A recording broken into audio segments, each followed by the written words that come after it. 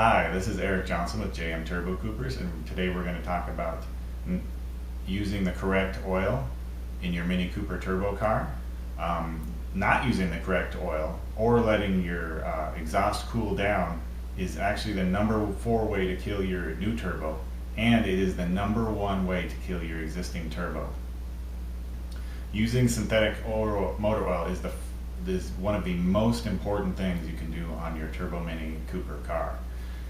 And the reason is because your exhaust temperatures reach in excess of 900 degrees Fahrenheit, which is 480 degrees Celsius.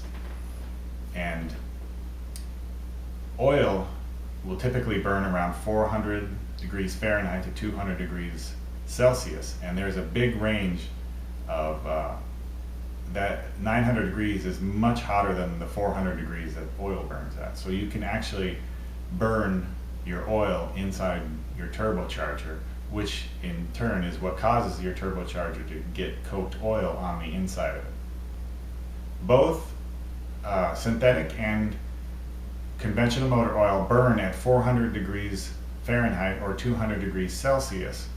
The difference is with synthetic, it has a significantly lower burn rate than the conventional motor oil. In synthetic, you only have about a 4% burn rate, whereas a conventional oil you get a 30% burn rate. So what happens is the conventional oil will end up building up a lot more solids inside your turbo housing than the synthetic oil.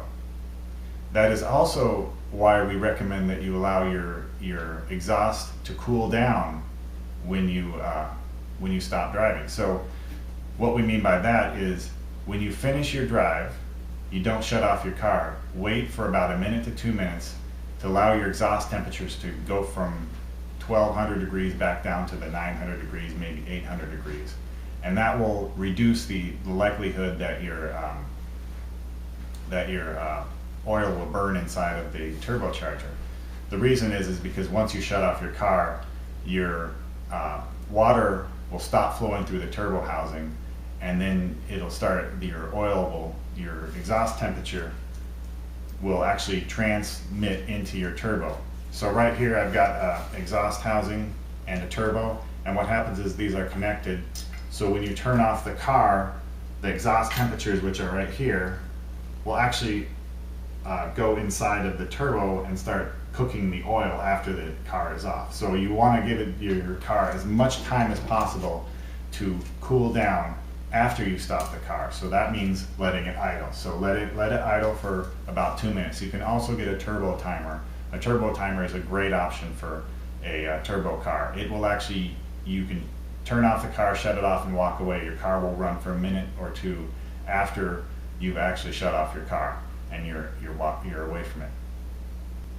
So now that we've told you that you need to use synthetic, now let's explain what a true synthetic is. There's a lot of misinformation out there, and actually Mini Cooper is probably at the heart of this misinformation. When you go to the dealership, they tell you to use only their recommended brand of oil. Well, that's true, but that's not 100% true. Actually, we've gotten customers said, oh, well, I only use what Mini recommends, the brand that they recommend.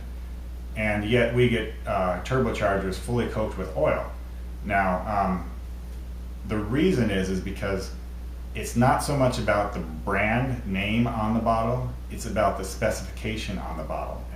And a lot of times the dealer will say only use this type of oil, but they don't tell you the specification that the oil needs to meet to be the right oil for your car. So the real truth about using the right motor oil for your car is to use an ACEA A3B3 specification oil. Now when you go to the dealer, sometimes they'll say, oh, only use this brand of oil. Well, the problem is that brand of oil, when you go to the motor store, if you go look at that brand of oil and it says, oh yes, it's synthetic, you look at the back and truthfully it's not synthetic. And the reason is because there's the specifications that they have for some oils, particularly API oils, truly only need to be 1% synthetic. So the problem is that a lot of people will look at the brand and they say, oh, that's the right brand, and they see the word synthetic on it, and they go, okay, this is a synthetic oil, but truthfully it is not a synthetic oil. Maybe 1% synthetic. So that means that out of a quart of oil, 1% of that oil is synthetic. So you're actually getting a non-synthetic product. In fact, I got a customer's turbo vac the other day and I asked him what oil he was using, and he told me it was the Mini Cooper recommended brand of oil. When I looked into his turbo, it was fully coked with oil, meaning that it was not a synthetic oil. It was actually a conventional oil. So you want to be careful, and you only want to use the ACEC specification oils when you go to the store and look for synthetic oils. Do not use any API only spec oils. And I say only because there are API oils that also have ACEC specification on the back as well. So, but the truth is, you want to get a ACEC A3 B3 oil. Make sure that specification is on the back, and never buy an oil that says meets or exceeds ACEC oils. If it says it meets it or exceeds it, it means it's never been tested, and they don't know if it meets or exceeds it. But the most important thing is the specification, so only buy the right specification oil. So I've got an example of a Mini Cooper oil here. It is their oil they sell, and if you look on the back right here, it says ACEC A3 B3. So this is the oil, this is the specification you want to look for. I've got another oil, recently I was at the shop, which said they recommend, which is the Pennzoil Ultra. The problem is you also want to check the back for the specification. This is a ACEC, but it's not an A3, it's a A5B5 or A1B1. Now, this is a quality product, and it does have the correct European specification number, which is ACEA, so you know you're getting a fully synthetic oil. The difference between this oil and this oil is this is an A3 B3, which means that it is specified as a long life oil. So typically you can go about half the length of what Mini Cooper recommends on a turbo car, because if you don't want to go the full length, because you get a lot of debris built up in there. This one is A5, which is it is a long length motor oil, but typically you don't want to go over 5,000, and the reason is the carbon strains are micro cracked, which means they're all equal sizes.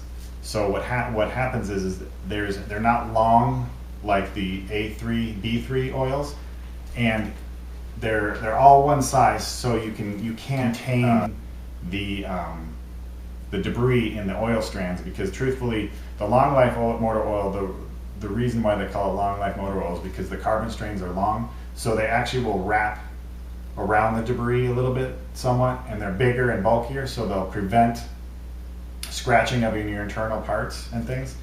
But with the A5 B5 oils, they will actually they're actually micro cracks, so there's less of the ability of the carbon strain to protect against the wear. So like racing oils, you want to change them a lot sooner. So I would recommend around no more than 5,000 miles. You can probably go about 7,000 miles on this one. If you're a fanatic, I would do 5,000 on the Mini Cooper and about 3,000 on this one. Really, you don't want to take that chance with it, because once that debris in there will actually start, when the oil starts to burn inside your car, will actually adhere to the inside of the turbo, and eventually it's going to flake off.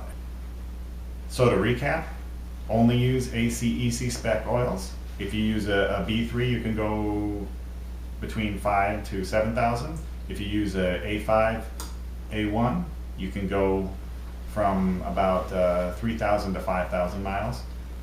Don't use an API spec only oil, because the API spec only oils, there's no guarantee that they're synthetic. So don't we just don't want to take chances in your car. Turbo cars should not be run on conventional motor oil, and if you use an API spec only oil, you are probably running a conventional motor oil. Okay, I got a failed turbo here, and I wanted to give you guys an example of how the coked oil, not using the right oil, can cause a turbo to fail, and the stages that happens when it does fail. So if you look at this turbocharger here, I don't know if you can see inside there, but there is a bunch of coked oil in the lines. Now there should be approximately a 3/8 hole, but if you look inside, you're talking about maybe there's about an 1/8 of an inch hole in there. And the rest of that hole is blocked by coked oil from either not using the proper oil or not letting your turbo cool long enough or not changing it as often as you should. So let's start out. Now I disassembled took the compressor off, but the rest of the turbo is the way it came to me. There was a nut missing, which is a little bit scary because what happens is that nut will actually it's spinning at so much high RPM that when it comes off, it'll go into your intake and it can possibly be sucked back into the turbo, causing another turbo failure at a later date. We've seen several of those happen. So here, if we take off the compressor wheel, as you can see, if you look at both sides of these, you can see that there is oil on the compressor plate and the compressor wheel on the back side. That means that the oil seals were leaking, and that their oil was leaking into the intake side of the outside on the air output of the turbo. And we've seen a couple cases where actually where the intercooler will actually fill up with oil. It's kind of rare, but you do get it. You can get a small amount of oil, especially if the turbo wasn't rebuilt properly with a new plate. Then your seal will actually cause oil to leak out. And now if we look at the back side, you can see there doesn't show a whole lot of oil on it, but it's because it's in the exhaust side, so most of it's just going to burn off. But if we look here, you shouldn't be able to pull this out. It's supposed to, the springs here are supposed to hold it in. As you can see, this one is missing one, and there's coked oil over the shaft. Usually they're missing both of them, so I suspect that because of the amount of coked oil on here, that this got compressed in there and kind of was stuck because of the oil. But there's another ring on here that's supposed to be here. I don't know if you can see. Most of the time when we get Cadillac turbos back with Cadillac converter failures, both of these are missing. This one is missing, and there's not even a piece. Sometimes it'll be paper thin, which means that there was back pressure on the catalytic converter pushing the turbo shaft into the turbo. So just to note, this is synthetic oil will not do this as long as you change it often and let your turbo cool when you stop. All right, let's take off the back of the turbo, the back of the turbo bearing housing, and we can see that there's coked oil around the backside, which means that this turbo was leaking oil into the catalytic converter from the backside. This is where your turbo failure will usually start. The coked oil will wear out the seal between the bearing and the turbine shaft, and it'll start leaking out of here because there's really no way to the seal is just the seal between the shaft and the thing. There's no O-ring or anything because it couldn't handle the heat or the pressure. So basically the tolerances between the two have to be good enough to keep the oil from leaking out. So when it starts leaking because you didn't change your oil often enough, it'll leak out of here into your catalytic converter, clog your catalytic converter.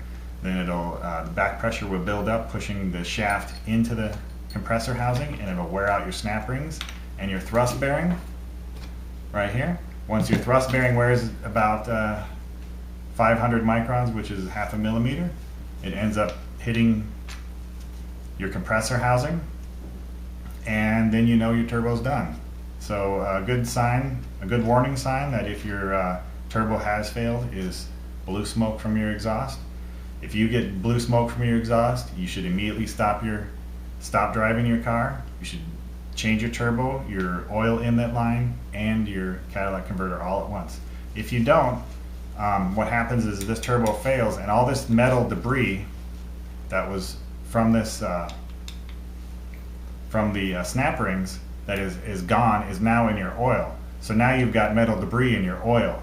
So don't wait until the turbo actually hits the compressor housing to change it. You need to change it before that. So if you see blue smoke, change your turbo, because not only will it damage your car, it'll damage your turbo, it'll damage your engine because of all the metal flakes that are in your engine oil. So let's take off the compressor plate here. So my first thing we can see is if you look at the turbo, you can see that there is a bunch of gelled oil on top of the thrust, the bearing and retainer. If we take this off, we can see there's a lot of oil down below. That should be clean. If you run your turbo correctly and change your oil enough and let your turbo cool, it will be clean. We do turbos all the time, and if the person takes care of the turbo, we usually never see it, but when we get a person that takes care of their turbo and they're doing an upgrade, it's usually clean, as long as they follow the rules, the turbo rules. But you can see that's fully coated with oil. This definitely is not synthetic oil they've used in here. If you can look down here, you can see that there's oil in here, a lot of gelled oil right in here. That's not normal. There shouldn't be that oil there. So let's take off this. Before we take off this thrust bearing, look at the thrust bearing. You can see that there's some wear on the front side of the thrust bearing. That means that this turbo probably has a faulty thrust bearing, or this particular person didn't change their oil enough, and now that it's causing the debris in the oil has actually worn the thrust bearing out at the front side. Okay,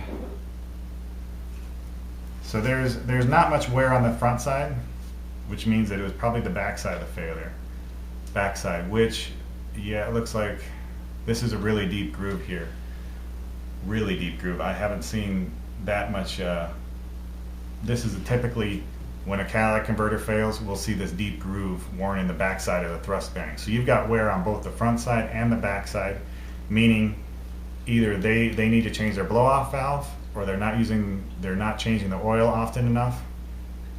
But they definitely had a catalytic converter failure because of the way how deep this groove is. If they were just not changing their oil quick enough, the groove would be more like the front. But this is a front side groove, which supports the theory that was pushing the compressor. And as you can see, this compressor is really damaged because it hit the turbo, it hit the compressor housing. And that typically happens when you get back pressure and it wears the thrust bearing just like this. It'll wear it out just like this, and then it'll push it. It'll push it into the compressor housing, and it doesn't take that much of a wear on your thrust bearing, especially if your snap rings are gone, for it to hit the compressor housing. There's not much space, less than a millimeter, probably 500 microns in there, where it can hit the compressor housing, which 500 microns is about half a millimeter. So if you look in here, you can see substantial wear on the piston ring, and that is caused by, again, the oil that we see, not changing the oil enough, and that piston ring being pushed by the back pressure into the thrust collar, or thrust bearing. So let's go now to the inlet of the oil, and let's see how much oil's in there. I don't know if you can see, but there's a small hole in there, probably an eighth of an inch, less than an eighth of an inch, and that's about the size of the exact size of the journal bearing oil delivery hole, which means that the oil was coking around the outside of the journal bearing. So let's see how much oil we can pull out of here. That is coked oil right there. This is what you want to avoid. So you need to use the right synthetic oil, and you need to change it often enough, and you need to let your turbo cool. You do those three things and you won't have this, and you probably won't have a turbo failure, because debris in the oil and coked oil are the #1 reasons to cause any turbo to fail. So thank you for watching, and if you have any more questions or need some clarity on anything, feel free to call us anytime, email us, or go to our website. We have information there as well. Otherwise, we'll see you on the next video, which is how to kill your turbo with a bad blow-off valve.